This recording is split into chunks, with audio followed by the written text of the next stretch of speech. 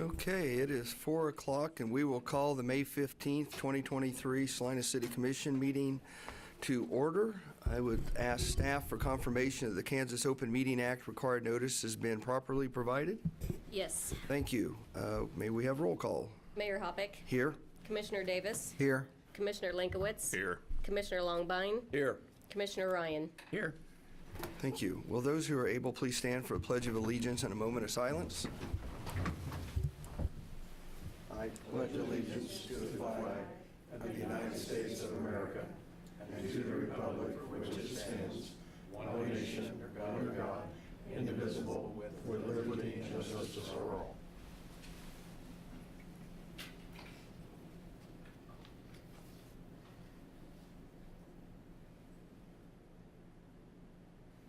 Thank you.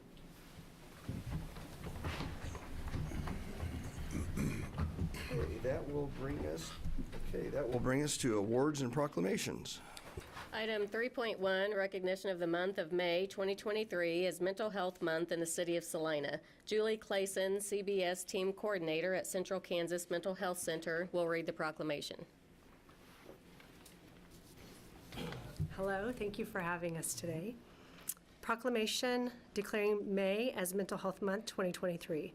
Whereas Mental Health Month provides an opportunity to raise awareness, promote mental health education, encourage individuals to seek help when needed, and whereas one in 4 adults in Kansas will experience a mental health challenge in any given year, and 1 in 4 youth aged 6 through 17 experience a mental health disorder in any given year. And whereas surroundings can impact if, how, and when a person's needs are met, which in turn affects mental health. And whereas stigma and discrimination associated with mental illness can prevent individuals from seeking and receiving proper treatment. And whereas having safe, stable, and healthy home and communities set the foundation for achieving and maintaining good mental health. And whereas greater public awareness about mental health can positively transform attitudes about and towards people with mental illness, making it easier for our citizens to seek help for a mental health issue. And whereas with early and effective interventions, those individuals with mental health conditions can recover and lead full, productive lives. And whereas mental health is an essential part of overall health and wellness, and it affects how we think, feel, and act in our daily lives, we recognize that mental wellness deserves attention year-round. Okay, thank you. One of the paragraphs there struck me where it talks about early and effective interventions. Where and how does an individual go about getting help if they need it? Absolutely. So we have changed, it's been a little over maybe 2 years now, the way that we bring people into our facility to get support. We have same-day access. That is Monday through Friday from 1 o'clock to 3:30. They can come in at any time to receive services from us. Unlike it used to be where you would come in and see someone and then you'd come back maybe in 2 or 3 weeks to get other services applied. In this, it takes about 2 hours. During that time, the patient receives care through a therapist. They get an intake done, and as well as adjunctive services are being recommended during that time. So really quickly after, within 7 days, they are receiving most of their services. Could you give us the name of that where that is and the location? Absolutely. 709 Elmhurst here in Salina, Kansas, as well as we are located in Abilene at our location there. I'm not sure of that address. Do you have the address on hand? I don't. Nope. But here in Salina, it is Elmhurst. Yep, and that's the Central Kansas Mental Yes, Health. it is. Central Kansas Mental Health Center. In case anybody needs to look that up. Yes. Okay, thank you very much for sharing, and I do have a proclamation for you here if you'll come Thank you forward. very much.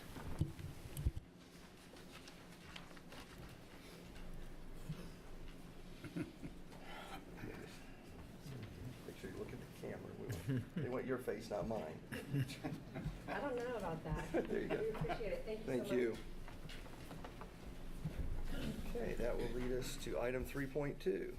Item 3.2, recognition of the week of May 21 through 27, 2023 as Emergency Medical Services Week in the City of Salina. Tony Snyder, Fire Chief, will read the proclamation.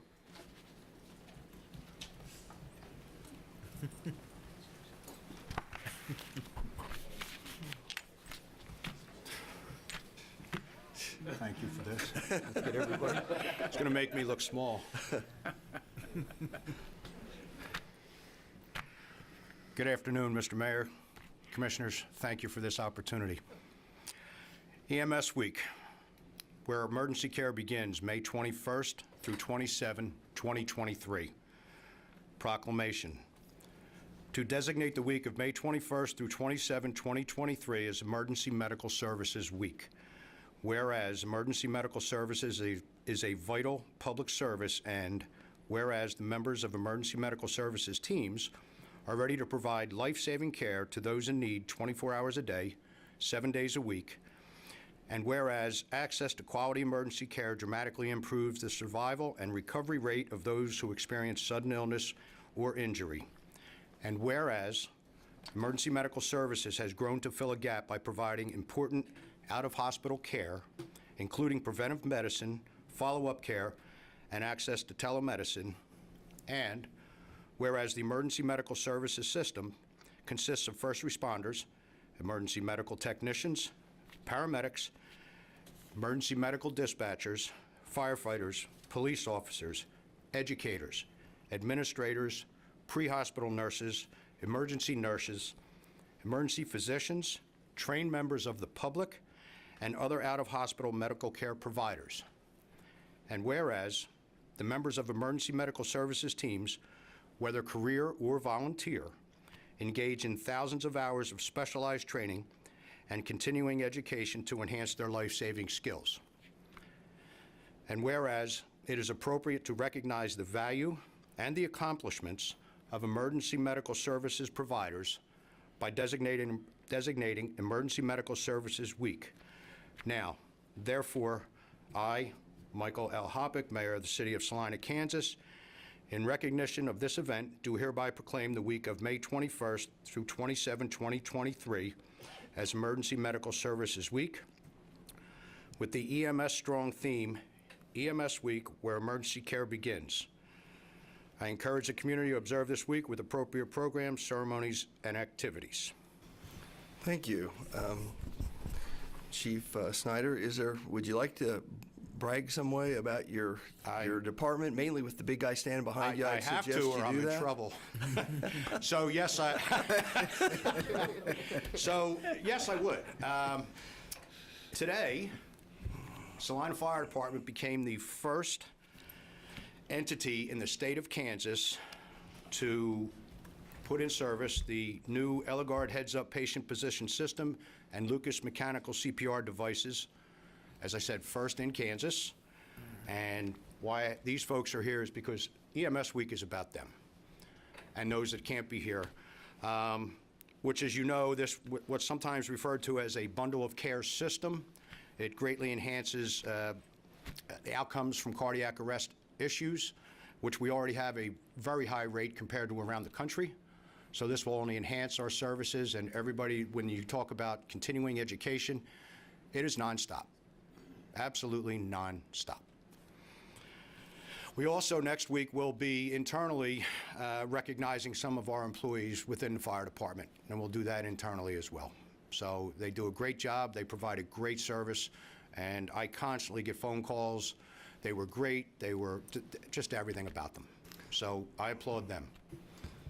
Well, I had the opportunity to be downtown a couple Saturdays ago when there was a rear-end collision on Santa Fe, and I think at least 3 vehicles showed up, and I was amazed at how everyone had their job to do and how well they did it, including Mr. Rowson, which always I remember when he was little. So no, it was just amazing. Everybody did their job and took care of the individual that was injured in got such a quick response. So we do appreciate it, and we probably take a little bit for granted the excellent fire department and EMS. I thank you, and I agree 100%. So, I don't know that Salina or Saline County realizes how good they have it with our folks here in Salina. Yep.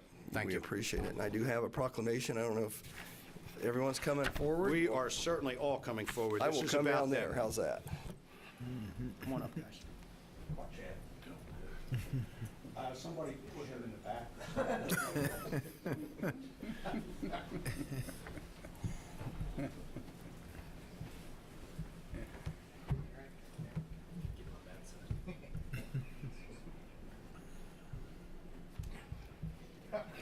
All right.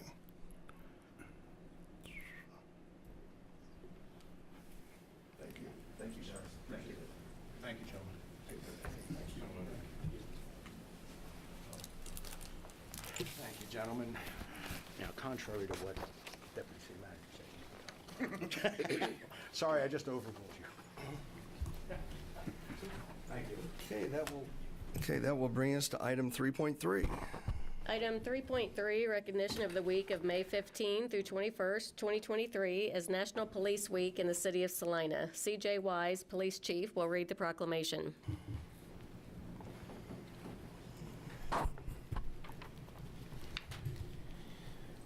Whereas the Congress and the President of the United States have designated May 15th as Peace Officers Memorial Day and the week in which May 15th falls as National Police Week.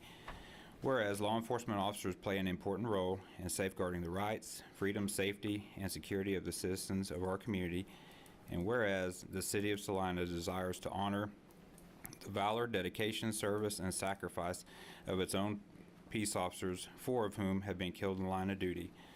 Whereas 245 officers were killed in the line of duty in 2022, and sadly, 33 have been killed in the line of duty so far this year. Our community joins with other cities and towns to honor all peace officers everywhere.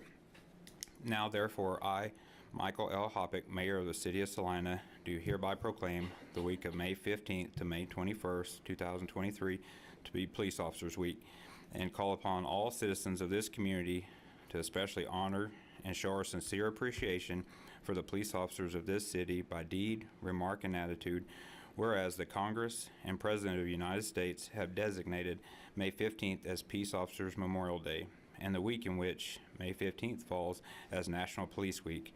I call upon all citizens to make every effort to express their thanks to our officers who make it possible for us to leave our homes and families in safety each day and to return to our homes knowing that they are protected by officers willing to sacrifice their lives, if necessary, to guard our loved ones, property, and government against all who violate the law. Okay, well, it speaks in there about honoring and to show our sincere appreciation for the police officers in the city by deed, remark, and attitude during this week.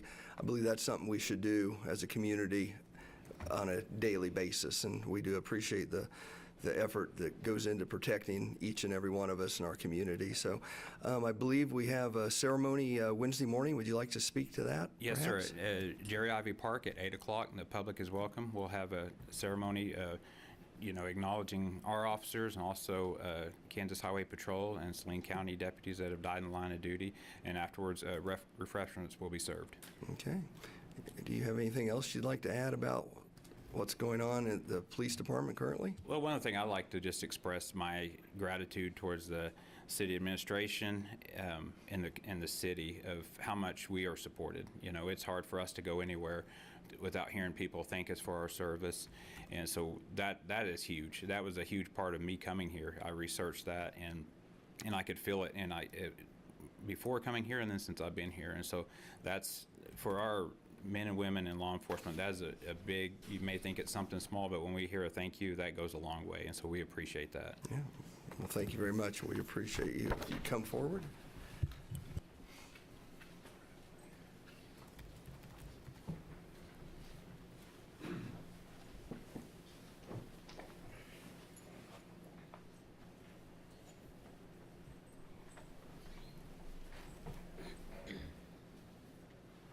Okay, that will lead us to public hearing and items scheduled for a certain time. Item 4.1, special assessments for Cedar Ridge Addition. 4.1A, conduct a public hearing on the 2023 special assessments for Cedar Ridge Addition Phase 2. And item 4.1B, approve ordinance number 23-11151 on second reading, levying special assessments for improvements. Okay, we will open the public hearing and begin with Good Ms. afternoon, Pack. Mayor and Commissioners. Debbie Pack, Director of Finance. On April 24th, 2023, the City Commission received the final breakdown of costs for the Special Assessment District known as Cedar Ridge Addition Phase 2, which was constructed in 2022. Following that review and the scheduled public hearing that was scheduled for today. A notice was published in the paper, as well as a notice was sent to every property owner within the benefit district, which went out on April 27th, 2023. The final costs allocated were $674,038.05. Today's public hearing is intended to receive input from interested parties, particularly property owners, especially about the costs related to, not the special assessments are being assessed, but about the cost that is being assessed and how they are going to be distributed. This is just one part of the calendar of events that will happen with the special assessment district. We'll have the hearing today.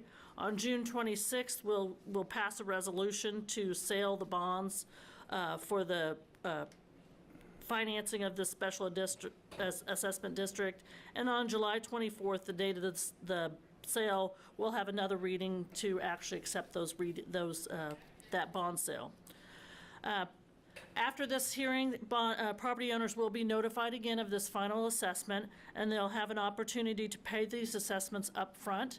If they choose not to, their costs will be amortized over a 20-year period and will be levied against their property taxes each year. So staff has recommended action items for City Commission. Number one is to hold the public hearing and approve ordinance number 2311151 on second reading. City Commission should conduct the public hearing and approve the ordinance on second reading with amendments as you deem appropriate. You can conduct the public hearing and postpone consideration of the ordinance to a specific time and date and provide staff with direction regarding additional information or amendments that you deem necessary.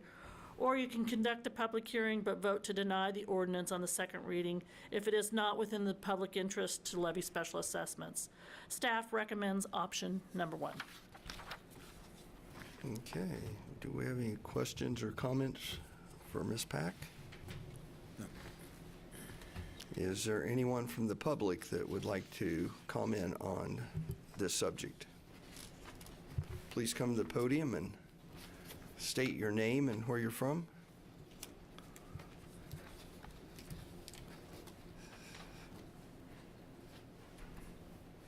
My name is Patrick O'Connor. I live in that subdivision. I bought a house there new back in 18 or whenever it was built, but wondering why this wasn't assessed then at that time. Why didn't they catch that then? I think he's talking about the next item. Next item? River Trail. River Trail. Yes. Yeah. Okay. All right, I'm early. Okay. Stay right here. It says better early than late, right? So. Stay close. Okay. That's okay. I was going to say, I don't think we have anybody that's built up there yet, so. Be scrambling to the property knowing that. Okay. Is there anyone else from the public? Okay, if not, I will close the public hearing and bring it back to the commission for action.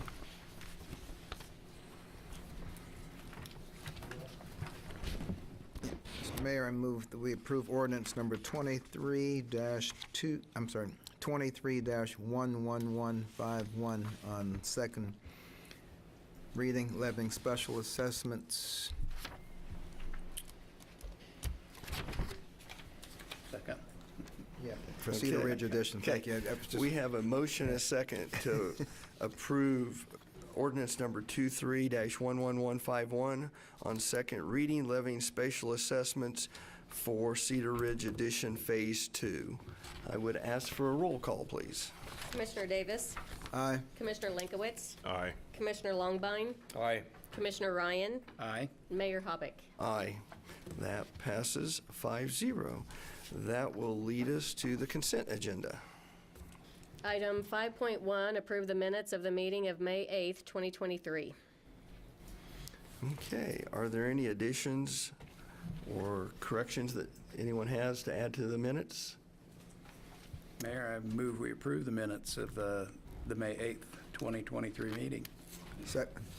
We got a motion and a second to approve consent agenda item 5.1. All those in favor? Aye. Aye. Aye. That passes 5-0. That will lead us to item 6.1.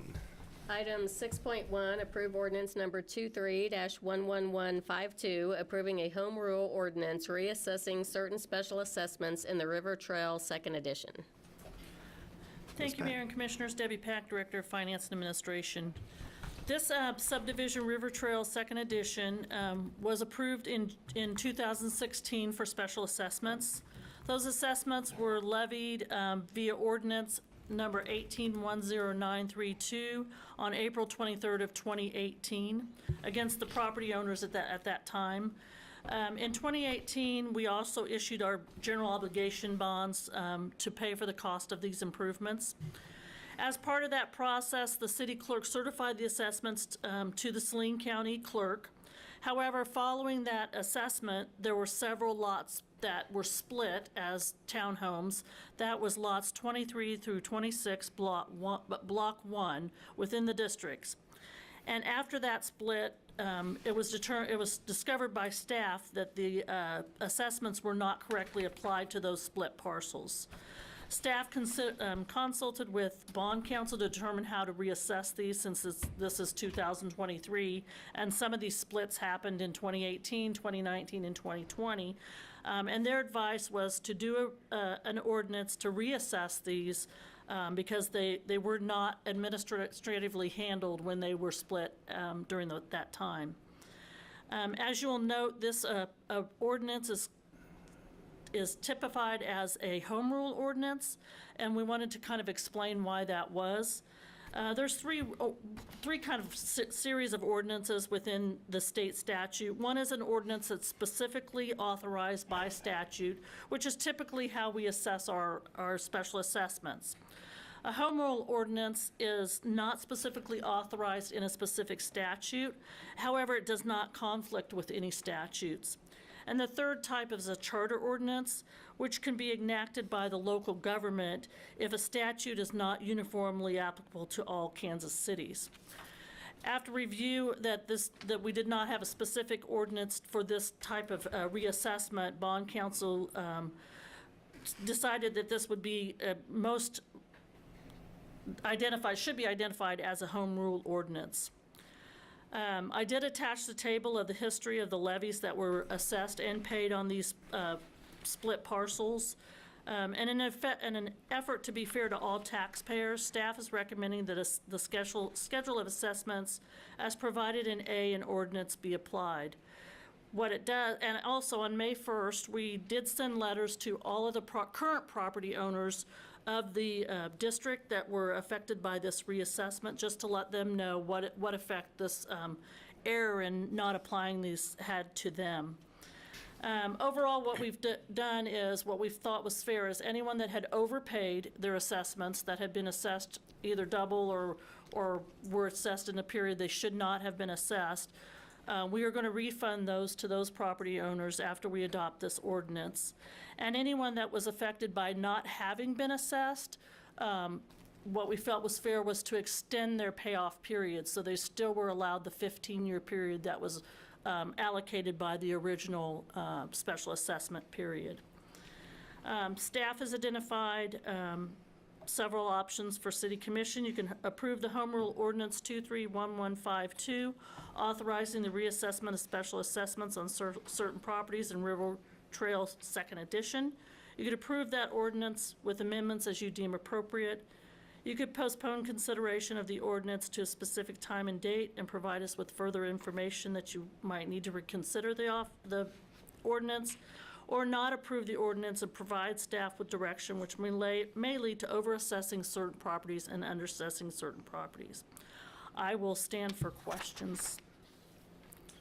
I'll start to my left. All right. I have none. The attempt is to make everybody whole. Yeah. Yeah. No question.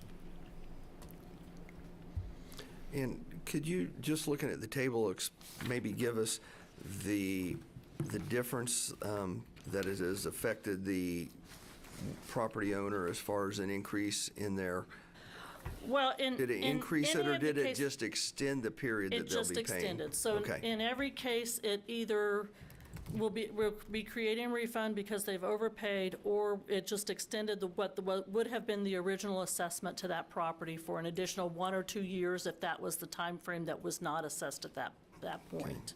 But correct me if I'm wrong, there may be some that have not made payments to this point, Correct. and they would start making the payment that should have been billed from day one as if it is year one with a 15-year term going forward. Correct. So there will be some that weren't making special assessment payments previously. Right. In most cases, the developer paid at least 1 year, and then the second or third year, the split happened. So in some of those cases, and every one of these was different, which made it a little bit more complex. In some of those situations, the parcels were split. The original parcel paid the whole special assessment for a year, and then maybe it got split accordingly, and the new owner didn't pay any. Or in some cases, it got split, and then there was a year that was completely skipped. It was all just clerical error based on when the splits happened. So was it and like how- just a portion of a lot that was split then?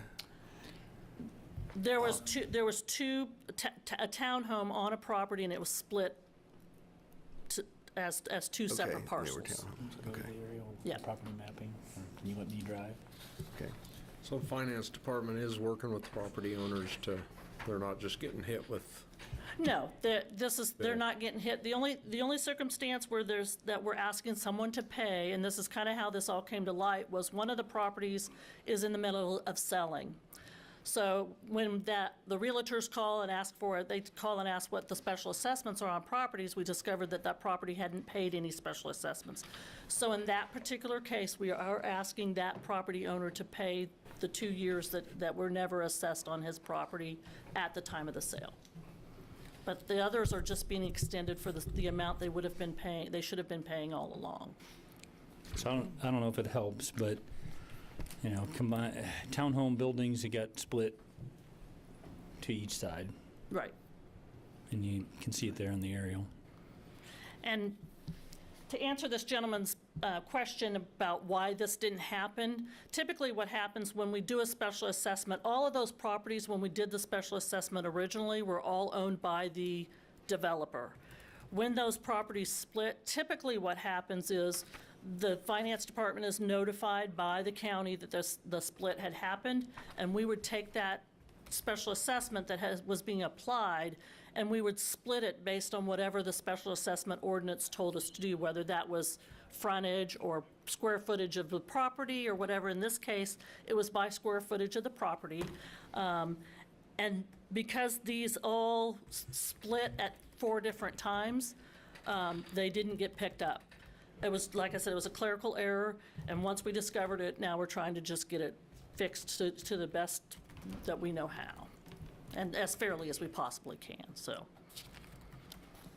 Okay, questions or comments? Like, come on up to the mic if you still have questions, and maybe, please, again, state your name again. Pat if you would. O'Connor, Okay, and Pat. I live there. One of the things, I don't get my mail there, and I just came across this Saturday. All my mail goes to my P.O. box, because I'm out of town a lot. And they have it, the water department has my P.O. box, I get my tax statements to my P.O. box. So I would like any mail for this to come to me there. And you will send out whether I owe or, That should be in that letter. I can explain it when we get there. Yeah. So hopefully that answers your questions. Okay, thank you. Yeah.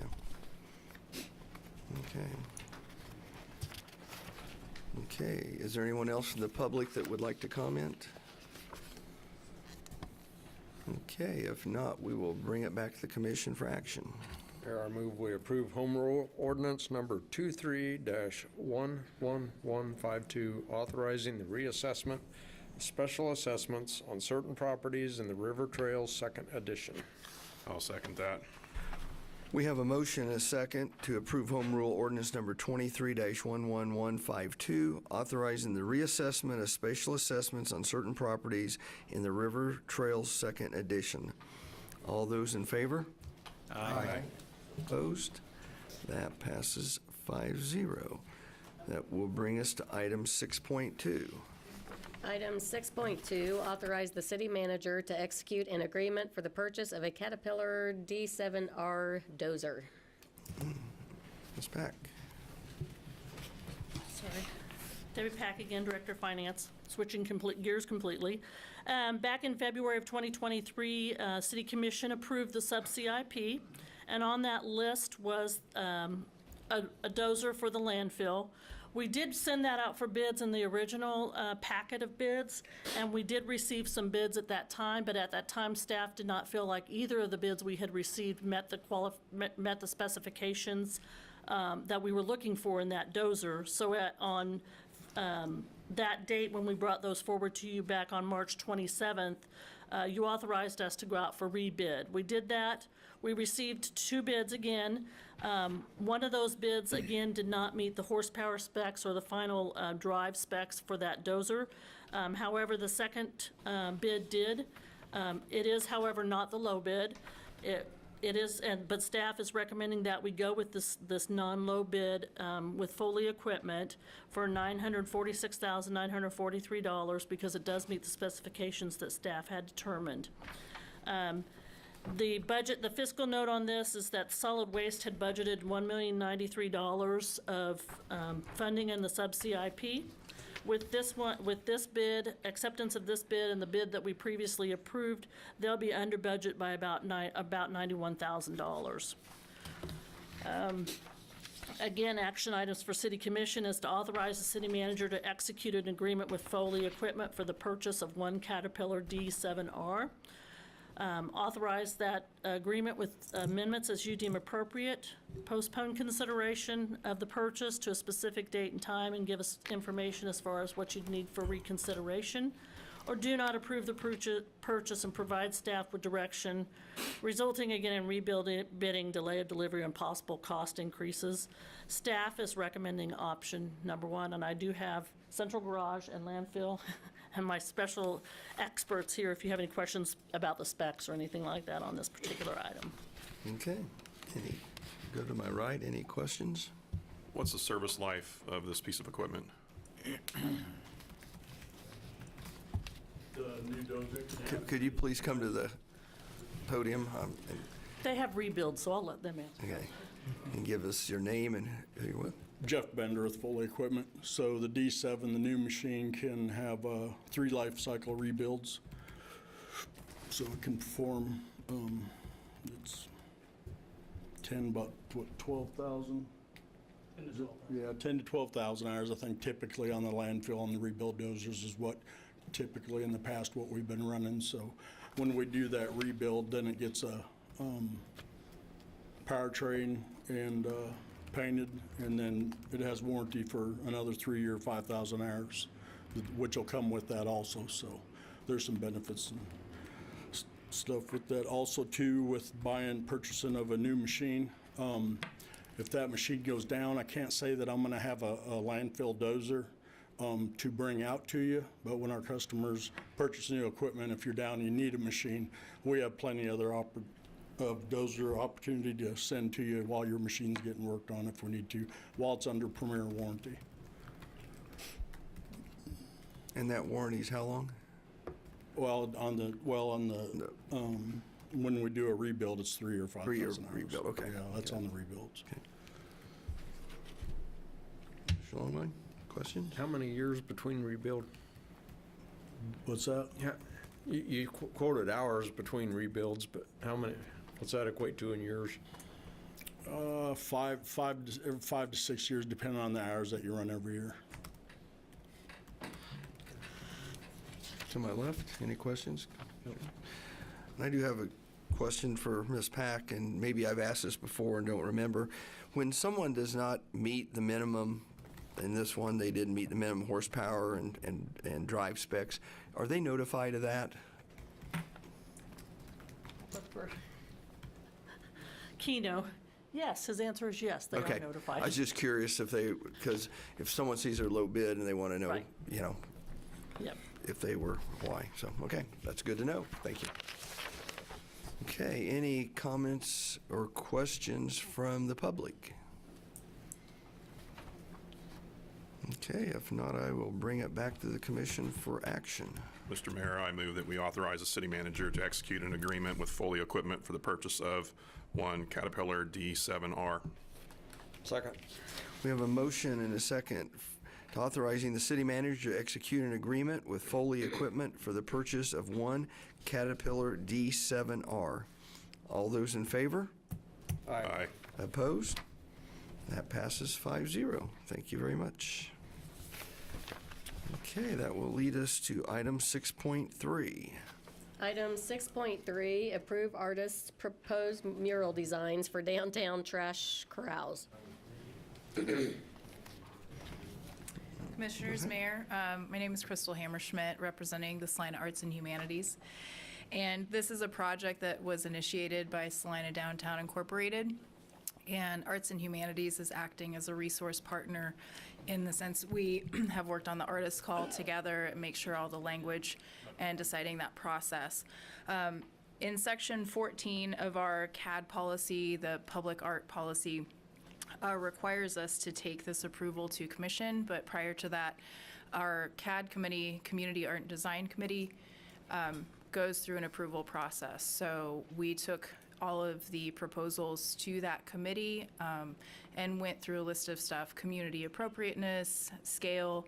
None of these proposals we have today, either the two, Brady Scott and John Waterman, we did run that by design review board, but there's no text or signage involved in that, so that was not necessary for design review board approval on these two. So we are looking for approval on these two designs. You guys should have been able to see all the images. We do ask those artists for resumes that go to our CAD committee to look through, and those did go back and forth for some verification and extra information or images from those artists. We have worked with the Parks and Recreation Department. The artist fees are coming from Salina Downtown, so that covers their time, their materials. The panels that actually will be installed, this first one for Brady Scott is part of a festival event. So Parks and Rec has agreed with Arts and Humanities to cover the cost of this first initial project. And that's up to $3,000 with the panels, the hardware, and then the Parks and Rec, they will be doing the installation after the festival is completed. So that first one happens during the River Festival. John Waterman's project is still, we don't have a specific date set. That's a real community engagement, so we're still looking at the timeline for that project. So the finances of this first one are agreed between Parks and Rec, Salina Arts and Humanities, and then for the longevity of this project, we want to come back to this with Parks and Rec to look at what that budget, the feasibility, and how many of these projects we can do in the course of a year in collaboration with Salina Downtown.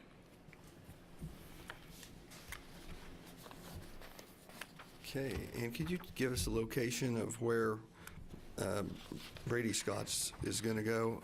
I read, but I don't have it. Okay, so that's Strand Plaza. So there's Barolo is kind of out front. It's in that, on the west side, that parking lot back behind where the big butterflies and moths are on that mural. If you're coming from Santa Fe to that back parking lot. So it's the South 100 block is 7th Street, correct? Okay. Okay. So it's that one in that back parking lot where Brady's. John's, once we work with John behind KU Med, and Blue Sky would be where John's mural would be going. Okay. So. Okay. Questions? There's several pictures here in the packet. Is that just samples of their work, or is one of the pictures what they're actually So going to do? for Brady's, there was quite a few referencing his resume portfolio, and then there was a pretty simple outline. It was a robin with the green background, so that's what he'll be working with, that specific design. And a lot of these artists, as they are, they're working big scale, their sketches are not the final because they're kind of working in the moment. But that's why we wanted that portfolio of work from those artists to give us that we want to know that they're capable of this work on that scale, and that if it's something that they haven't had any experience, that's where we want something a little more detailed. John's is a sample of something that he has done before, and that'll be close to what he's going to be working with, because he'll do the background color of that, but then working with all those community members to finish out with the handprints. So it's going to be close to the butterfly mural. So do they consider this kind of the new addition to kind of blend in with what's already there? No, we don't, as we're taking in these artist proposals, we don't ask them to make something that's similar to what's beside it. They don't know, as they're proposing, where that location will be. That's not something we ask the artist. We don't ask them for preference, where they want to be. It's kind of where we feel it fits best. And Leslie may be working with some of the business owners if there's some interest, but it's not really a conversation of aesthetics as far as what fits with a business necessarily. We've got all sorts of different proposals coming in, so But it is nature, so there is an aesthetic connection there. But Arts and Humanities has to approve what they're going to do, right? we take that to the Community Art and Design Committee, so that's part of the Section 14 in our public art policy, is that is an approving board of these projects. So they were received through Salina Downtown, and I've worked with Leslie to go through those if there's any missing pieces and parts to either their resume or the application before that goes to CAD. And then CAD, we have probably a list of 10 different things that we're looking at. Also taking into consideration, we did a public art survey back in the fall, and taking into consideration what the community said that they're looking for. This project is really to promote a lot more local, regional artists to step in. You know, we've got a bunch of really fantastic national and international artists coming in, but trying to provide some space. And we're beautifying down Santa Fe, but also trying to take care of the backside of those buildings too. And a lot of these trash corrals are really slated for restoration anyways. Those panels need to be replaced. So this is just kind of taking advantage of an opportunity when we're restoring some panels just to beautify the backsides. So. Thank you. For those that maybe haven't read the packet, could you tell us where Brady Scott and John Waterman are from? Because you reckon you mentioned that they were kind of Yeah, local. Brady Scott, he is based out of Hutchinson. He's actually got some pieces around town. He was here during the Boom Festival in the fall. John Waterman, he is local here in Salina. I think a lot of people know him as a poet around town and also a visual artist. So, and we've been getting, different proposals kind of rolling through. We don't have a specific, we're allowing this to be a rolling timeline. Just as we kind of figure out what's appropriate, and artists, as we're lifting up maybe some emerging artists through the process, there's some back and forth, and there's a conversation about what we need if we need additional info. Okay, So. Thank you. Questions, Commissioner Davis, Commissioner Ryan?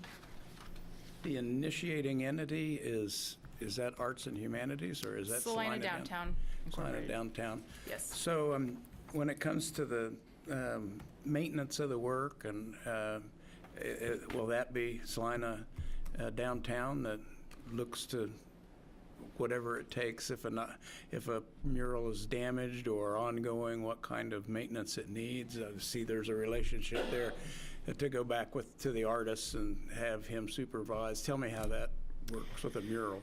Moving into pieces like this, the longevity of these works are not expected to really possibly be beyond a 3 to 5 year time period. We make it clear with the artists that, we're aware that there might be vandalism. We're not going to necessarily have an artist come back and repaint something. These public art pieces, especially when they're out in the weather, those artists understand that there's going to be some degradation to the work. So that's that's an understanding that 3 years might be the lifetime of this. So if there's some irreparable damage, it may be that we start from scratch on that one, redo that project. So we're not budgeting in for repainting. Hopefully, if there's graffiti, we can either get something cleaned off. But these are not expected to be, lifetime, very long-term projects. So if it's really loved, we could work at fixing it up or Yeah, refurbishing it, so to speak. Yeah, And if it's, the arts and humanities, we, through our care and maintenance budget, that may be an area where we can help support some of that stuff. And hopefully we've got, these are areas that have cameras, so we've got, I think, a good eye on a lot of these spaces that doesn't necessarily prevent it. But we're gonna do our best to kind of promote the love and care of these things. But they're certainly not expected to last for 20 years. They may be replaced and repainted down the road. thank you. Yep. This is all kind of new. On the life expectancy, is there something in place to make a decision that, oh, this is starting to look really bad? We need to do something. I think that's part of us figuring out this new project, especially with something that it's a trash corral, initiating kind of this new idea. And in my role, as I'm new to this, figuring out when there is some damage, even with, any of the sculptures around downtown or in the parks, I think we have to continue to evaluate these pieces. Our public art collection is growing continually and quickly, so I think that's an ongoing conversation as we're taking on more of these projects and building out the aesthetic of not just the downtown, but the whole city. How do we track all of that stuff? The collection is really large, including things on these walls, outside.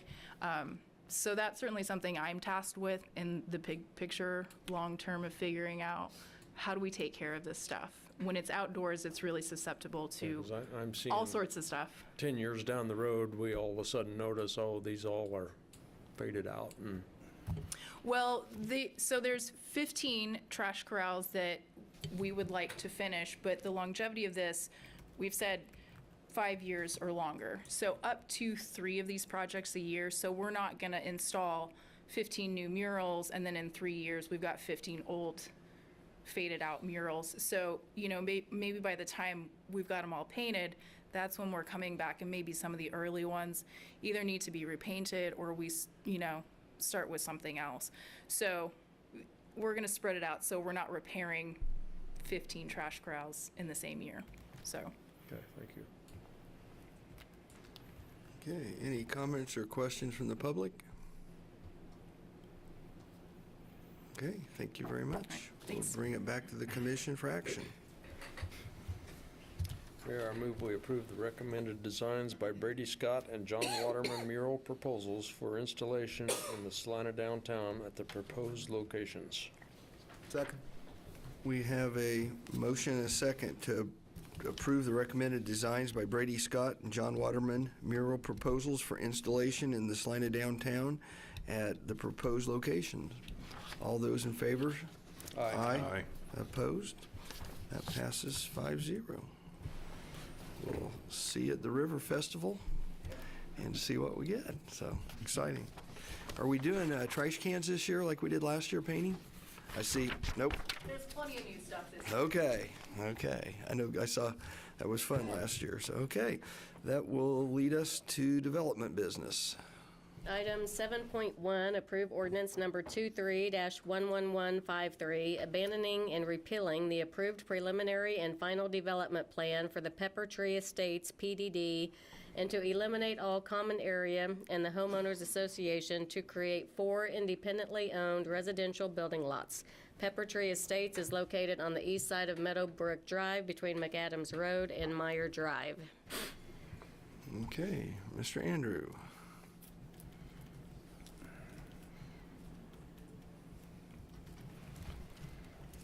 We have 4 individual town homeowners that finally, after years, have had a meeting of the minds of what they want to do. And there is a development that dates back to 1983 where there was a proposal put forward to construct 9 two-unit townhomes in the Meyer Addition near McAdams and Meadowbrook. And the necessary approvals were done in 1984. And so on February 7th, 1984, the Planning Commission approved a final development plan for this development, and that development plan was recorded in the Register of Deeds office. And the reason for doing that is that development plan serves as the means of conveying the individual townhome units to the individuals. And what ended up happening was only 2 of the townhomes, units B5, B6, B7, and B8, the ones closest to Meadowbrook Drive, got built. The developer seemingly abandoned the rest of the project and the property, and it ended up at tax sale. The city purchased the property at tax sale and then later sold it to Roger and Maureen Madison. Roger and Maureen Madison either sold or developed all the property they purchased. Several of the lots became the site for the First Church of God on Meyer Drive, and then the Montessori School at the corner of Faith Drive and McAdams was also a property owned by the Madisons. But there's 2 types of townhome development that can occur in Salina. The first was what you discussed on the special assessment item on your packet earlier, and that is a developer builds a townhome on a single platted lot and then comes back and has a surveyor split that townhome down the common wall, and the north half is sold to one party from front to back. They own the yard, they own the townhome, they own the driveway, and the other side is owned in total.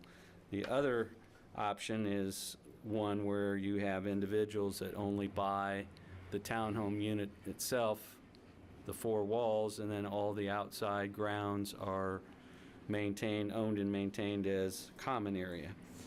And so that's the way Pepper Tree Estates was set up, so that the individual townhome buyers only bought the unit and all the rest is common area. And so what they would like to do is get rid of that arrangement, eliminate all the common area, eliminate their homeowners association, and go back to the model that was the first model, which is you have a lot and you split it down the middle and have 2 separate owners.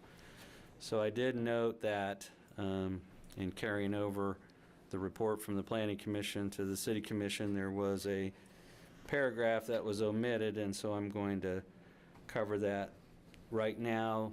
What we have here consists of 2 townhomes. There's 4 dwelling units, and all the ground is common area. And so all the space outside the 4 walls of the dwelling units is supposedly common area shared by all the residents and maintained by the owners association. Well, the homeowners association has not stayed in place consistently. I talked to one owner who faithfully paid monthly dues, didn't know where the dues went. He then went to some accountant. I asked what the dues were used for. They didn't know, but they faithfully paid them. Others were not paying the dues, and so finally all 4 owners got together. They want to dissolve their homeowners association. It's been reactivated so it can be dissolved. And so what they want to do is they want to create zoning lots for each of the 4 dwelling units, which each of the zoning lots having their own private outdoor yards or areas and green space. Instead of owning the 4 walls, they would own the entire parcel and have a yard of their own that they would maintain and control. So they have done that. They've hired a surveyor who went out and created all the individual parcels and descriptions to do that. When staff reviewed that, we identified that there were a number of nonconformities, lots that were too small, setbacks that were not what they should be under standard zoning. And so when we talked to their attorney, we recommended retaining the planned development district and addressing those variations through the ordinance so that those people were not in a position where if a fire or something happened, they wouldn't be able to rebuild. So the ordinance that's attached this evening repeals the 1984 ordinance. It also repeals the development plan that's recorded in the Register of Deeds office. This ordinance will get recorded in the Register of Deeds office to put people on notice that Pepper Tree Estates is no more. And so the new descriptions for these townhomes will not make any reference to Pepper Tree Estates. They will make reference back to the lots in the Meyer Addition, which is the original platting. And so the Planning Commission held a hearing on this. The owners were represented by an attorney from Norton Wasserman Jones Kelly, and the Planning Commission recommended that the 1984 ordinance be repealed and replaced by a new ordinance that reflects the existing conditions at the McAdams Road address and the Meyer Drive address. And so that's what we've attempted to do in the ordinance that's attached for your consideration. So your options this evening would be to concur with that recommendation and adopt the attached ordinance that would repeal the 1984 ordinance and plan. You could refer this back to the Planning Commission if you'd like and state your reasons for disagreeing with the recommendation. You could postpone consideration to a future meeting date to allow for additional information to be provided, or you could decide to overturn the recommendation of the Planning Commission, and that means that the existing status quo would remain in place. The existing planned development district and homeowners association would remain in place, and the owners would not be able to split these lots as proposed. So with that, I'd be open to any questions. Okay, I'll start to my left. Have none? None. Okay, I have a couple. One, are there going to be new deeds prepared deeding these to the new legal description? Because currently, I think they're just deeded as unit like B6, Peppercorn or Yes, whatever. the first step will be dissolving the homeowners association, and then there will be new deeds created based on the legal descriptions that were prepared by the surveyor. Okay. And all four property owners have agreed to Yes, on all that to four do that. properties. So the deeds for those properties, instead of saying B5 or B6, they will have deeds that will use the legal descriptions that I've attached in the packet for the 4 parcels. And those will be used, and hopefully those survey will be recorded and those deeds will be recorded to So reflect it. surveys be recorded, ordinance to be recorded. Has anyone spoke to the Register of Deeds? Because usually once they go to a new plat or PDD, they don't go back to the old one. Has any discussion been had on that, that she'll go back and record those in the prior? Well, the ordinance contains a provision that says that the Pepper Tree Estates recorded development plan is repealed, and that will be recorded and show the end of Pepper Tree Estates. So these deeds should be indexed to the lot and to the Block 9 of the Meyer Addition, which is where the Pepper Tree Estates is indexed now. Just might want to have that discussion before they get those delivered. So, okay. Other than that, it looks good to me. Well, I have shown this to the Register of Deeds, but we only talk weekly, not daily. So. Okay, good. Okay. Okay, any questions or comments from the public? Okay, with that, I will bring it back to the commission for action. Mayor, I move that we concur with the recommendation of the Planning Commission and approve ordinance number 23-11153, repealing the 1984 PDD ordinance, which was numbered 848989, and replace it with a new PDD ordinance that reflects the existing developed conditions on first reading. Second. We have a motion and a second to concur with the recommendation of the Planning Commission and approve ordinance number 23-11153, repealing the 1984 PDD ordinance number 84-8989 and replacing it with a new PDD ordinance that reflects the existing development conditions on first reading. All those in favor? Aye. Aye. That passes 5-0. Okay. I will work with the attorney for the homeowners to make sure that not just our steps of getting the ordinance recorded, but also their steps get taken care of for all 4 owners, because it won't work if only 2 of the owners do the right thing and the other 2 don't. All right. Okay. Thank you very much. Okay, that brings us to other business. Is there anything that Commissioner would like to bring before? Staff have any update on our housing development? A little bit. We are in active conversations with them. The Rick Werner and Salina Destination Development is being very responsive to the feedback you gave them about density at the Menard, what we're referring to as the Menard site. They're looking at other sites. They've presented to staff varying types of housing products and locations. They're trying to kind of get all that finalized so we can turn that into a development agreement. So we've been working through the outline of kind of the preliminary terms. We need them to kind of settle in on some final details, and then I hope to be able to bring a draft development agreement to you pretty soon. So we're still on schedule in the terms of the dates, timelines that we originally discussed? Yeah, they're still moving aggressively. I think they can probably move the quickest on the Menards property. They need to work out some final, they recognize they've got a couple of decision points that they have to make which will impact their plat. Once those decisions are made, they can file for annexation, rezoning, platting, and try to move it along. Whether they'll have the approvals and begin construction in July, I don't know, but they should be, they should have the runway cleared midsummer to early fall, I would think, for at least the Menards location. Following that up, can we enter into a development agreement on the apartments and then the other ideas that they have? Can that be handled through a second development agreement? If you recall the development agreement for the Star Bonds, we kind of laid out the overall concept, and then we had a supplemental agreement. We've had very similar conversations about whatever we have enough detail on, spelling that out in the initial pass, having that first round of development agreement further acknowledge the overall, commitment to number of units, that type of thing, with a recognition with additional details to follow. We certainly don't want to have to button up that last detail before we can get started. We're trying to build in that possibility of addressing the 250 early, build as much of a commitment as we can for the remaining 250, but then know that additional details will have to be negotiated to follow. And I believe that ground out south has to be rezoned, correct? Is there at the Menards location?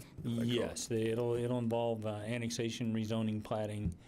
Can that be started prior to the? I don't know if they've even closed on that property yet or not. Yeah, I think they can work with the property owners. They had a couple of just development possibilities they wanted to finalize which would impact their plat. So they knew the sense of urgency. In fact, I received an email during the meeting here. I haven't had an opportunity to read it, but we were looking at end of the week, last week, hoping to hear from them. Because you can zone an annex prior to platting, correct? Well, with the property owner's consent, you can at least proceed. Part of the issue was their sales contract was contingent on the development agreement being executed. And I think they've worked that out with the property owners. So they are trying to. We've met with them in DRT.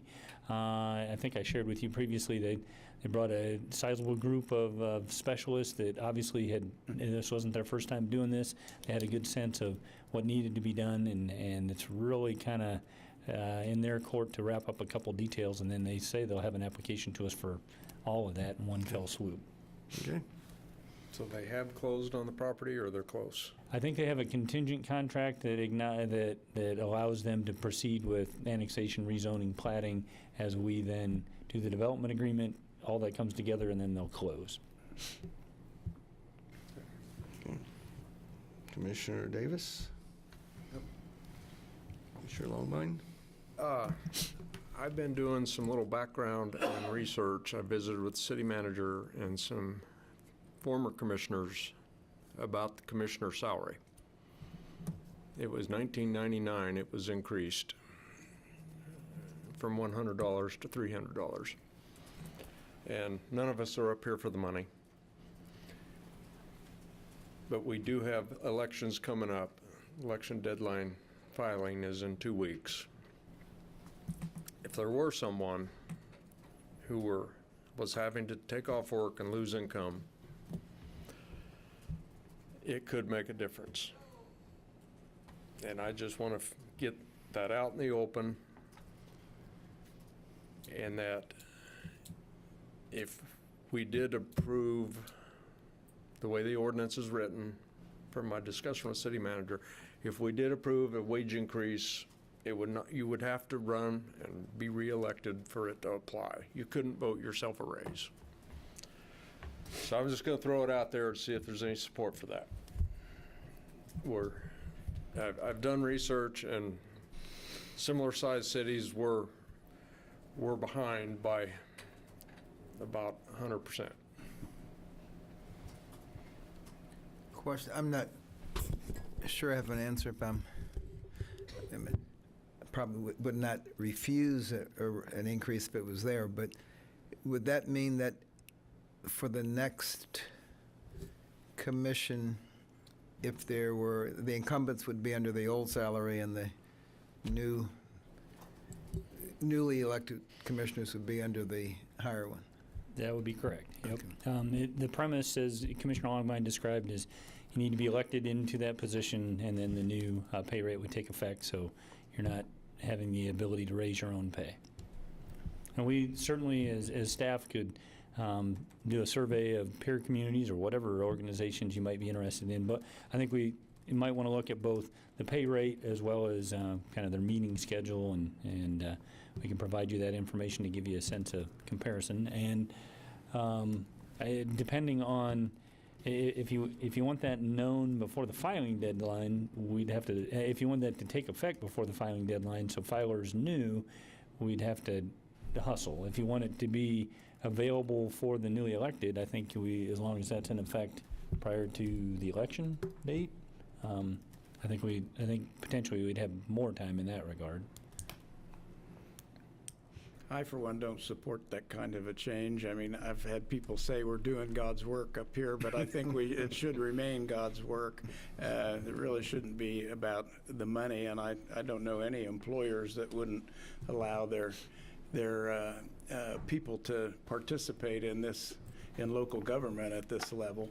It really shouldn't, to me, it shouldn't make any difference unless we were going to a full-blown salary amount, but I couldn't support that in any amount. I mean, the difference between, I don't know what we're talking about here, 300 versus 600 or something like that, I just don't see that as any incentive to get more people to take on this role. They've got to have more important ideals behind them about their concern about the community than an extra $300 would push them to. So that's just me. I would argue it needs to be a calling, and that the financial component of this is such a zero burger in so many ways. I mean, pardon the term, but I mean, and maybe it was naive on my part, but I was so used to doing it for free on the Planning Commission that when I ran, I can't recall when I actually found out we got paid for it, but it wasn't until after I was elected, I can tell you that. I mean, so I think the impetus for running needs to be, I want to be of service, I want to help grow the community, make it a better place. And quite frankly, I mean, I understand where you're coming from, and it's an antiquated salary, but I would be open to not getting paid at all, to be honest. I mean, but if $300 is going to make a difference between running and not running, I don't know if that's the right person to run. But that's just my opinion. Yeah, and I'm not sure, it's not something we can look at. I don't know if I want to make, because we have to make a decision. We got to do it next week because we don't meet the 29th, and filing deadline's June 1st. So I think there's, we may want to look at, the overall structure, but I don't think that's something I want to do in 1 week probably. So, I agree. So That deadline would be only if we thought that would influence someone's... somebody to run, yes. Right. but it Yeah, that's wouldn't- what I mean. We can, We'd yeah. have 7 months to pass it, Yeah.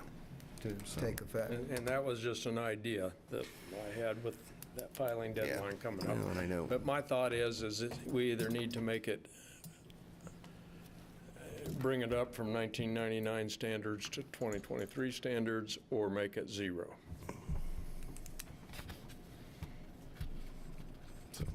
It varies from Hutchinson is 0 to, I believe Manhattan is $600 a month. And Grand Island, Nebraska is $600 a month. And I even know locally, you hear our county commission's paid considerably more than we are, and the school board's paid 0, so we have both here also. So I think that's something we can discuss. County commission's paid well compared to us. Yeah, so. We're told to never look at the school board for solace if we want to consider a raise. So, So okay. I'm going to restate what I think I heard. Plenty of discussion, but I didn't take a directive out of that for staff to Yeah, I don't, pull the information and report back. yeah, I don't think we need anything at least by next week. I don't think that's For no other reason than that. It's just too short a noticed. time. Well, that's something to think about between now and the elections. Okay, anyone else have anything? Again, I believe Wednesday we have the memorial service that was mentioned earlier at 8 o'clock out at Jerry Ivy Park. Yep. Park.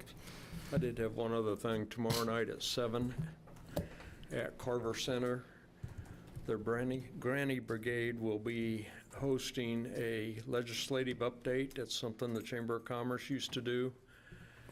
And Senator Karen Tyson, who chairs the Finance Committee, will be the guest.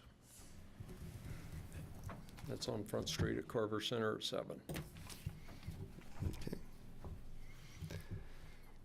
Okay, that leads us to Citizens Forum. This is an opportunity for anyone who wishes to come forward and share something with the commission. We ask that you keep your comments to 3 minutes or less. Norman Mantle, Salina. What's your policy on access to good usable materials out at the landfill? Because you're throwing away some good materials there. I rescued a box. It was made of plywood, not chipboard. Yellow pine. It was 7 foot tall, 10 foot long, 4 foot wide, and they were going to throw it away. I said, "You're going to give it to me?" "Yeah." So I took it. So you're sending out a bunch of good materials out there.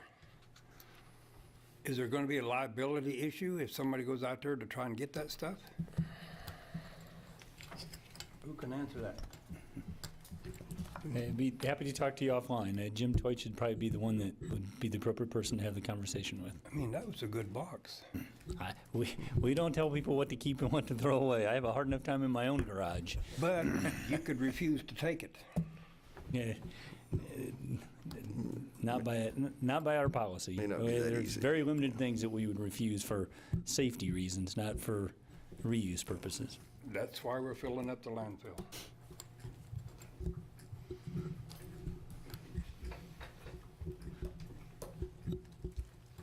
I like Norm.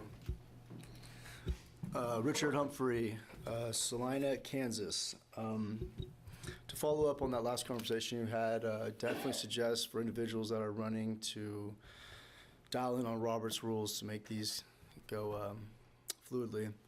But yeah, so, hey, not used to that. All right. But yeah, thank you, Mayor and Commissioners, just taking a few minutes to use this platform to restore my credibility in a community that I have faith in. So I'm not proud of where I've been, but I'm proud of where I'm going. And I really hope that I can encourage others by utilizing this platform to be civil and not use civility, but pursue their dreams and reintegrate themselves into a society that I think has a lot of opportunity. So, as we know, May 11th, that declaration with the COVID thing, those finances are going to get wild, but that's not my fight. I'm here to more or less recreate myself and build the infrastructure in the community that I want to see through a community capstone project. It's called Project Pollinate, but just actually composing some music by writing a book about a community working together as I am reconstructing my career path by reconnecting the end-of-life cycle through the harvest of a plant. So that will be moving forward, plant sunflowers. But as this book's a live document of using the sustainability and the economic opportunities that we have that you guys are trickling down and we're pushing for, I believe that these endeavors are going to be exceptionally fun, and that participating in our democracy is more than just a cornerstone. It's how we move forward. So I appreciate you guys moving forward with the many things that's done. I'm here for a clean slate.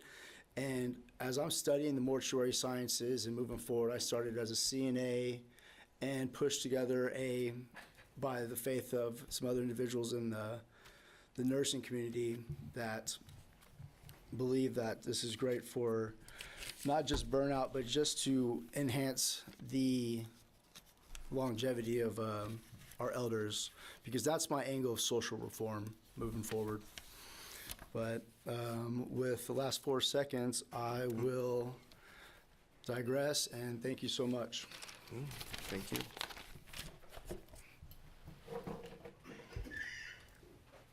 Okay, is there anyone else?